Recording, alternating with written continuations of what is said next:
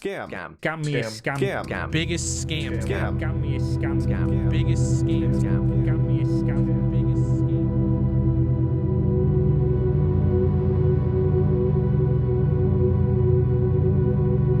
Man, there's been some FUD. There's been a lot of FUD. And to be honest, I'm not really going to give it that much attention because it's ridiculous. I believe that it's going to be successful.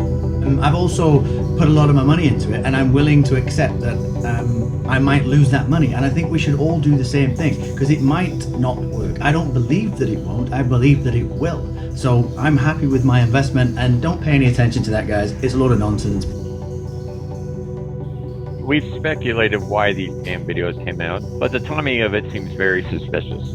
And the fact that they're all using the same stuff. Yeah, they're using the Matt Lorian video. They're using it's Google tiles. They're using withdrawal problems from 3 months ago. They're using the same material. So to me, it's very suspicious. These people are staking a lot of reputational history on this.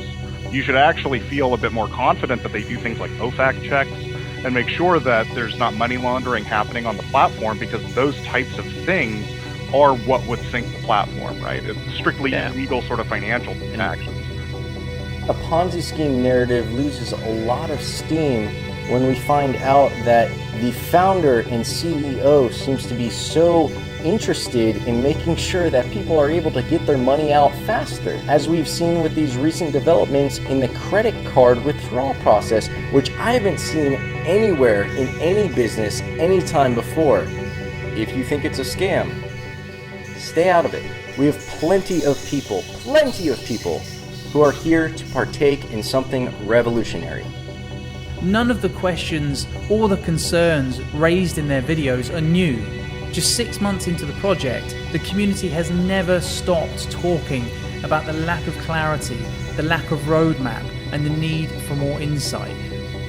Right? They wanted a world built by the community, and guess what, Shane? You already have one.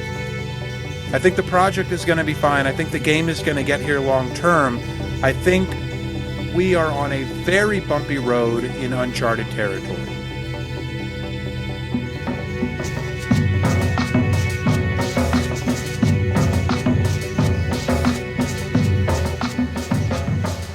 Earth 2 isn't just going to be a game.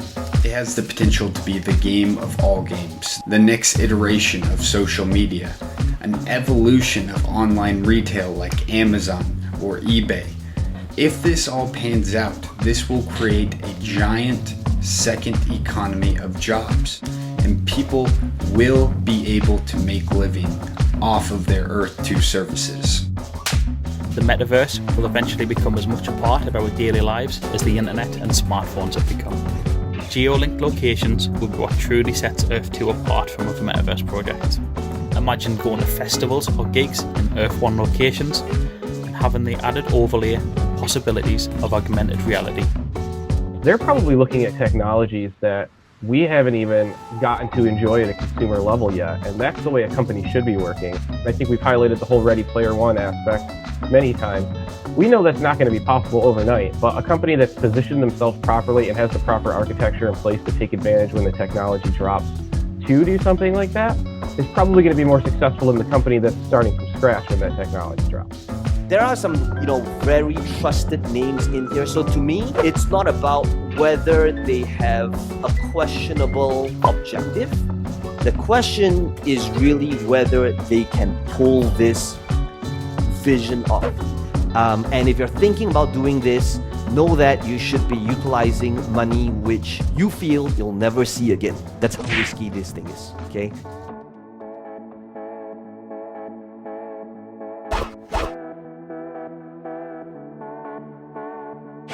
Bunch of FUD, people saying like, yeah, E2's a scam, saying like, they're gonna pull the rug out from under you.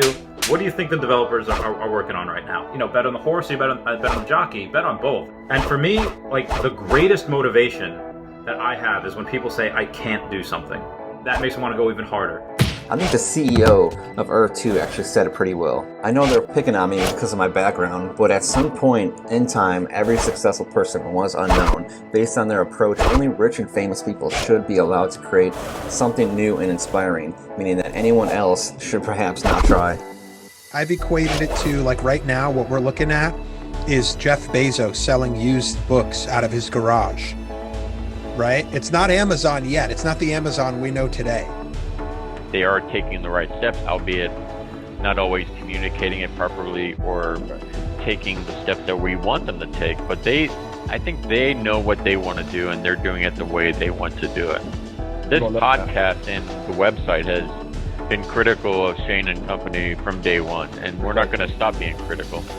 They're not doing adequate testing of their products before they push them out, which is why there are constant bugs. This company's not being run like a premium brand.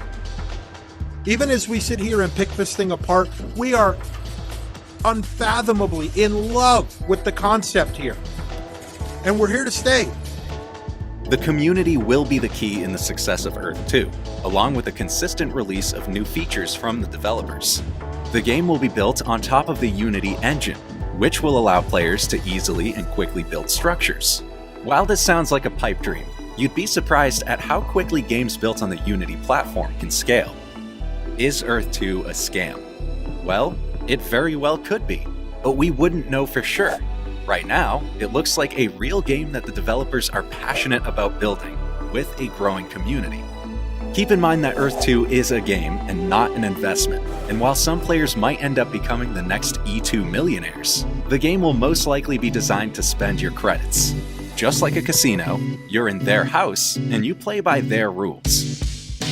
I would completely agree that it's an extremely ambitious project and it's very high risk. Does Earth 2 believe that long term they can deliver a one-to-one scale VR version of Earth? Yes, I believe they do. Does their belief alone mean that they're right? No, and that's okay. That's the risk of trying to be first. That's how technology moves forward.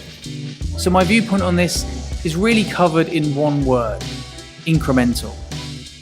I don't believe that the roadmap for Phase 3 is fully defined and scoped out, and I think it will change as the community gives feedback during Phase 2. I would love to have more information about the details of Phase 3, but at the same time, I don't want the endgame to be so prescribed that it can't be adapted as we move through Phase 2.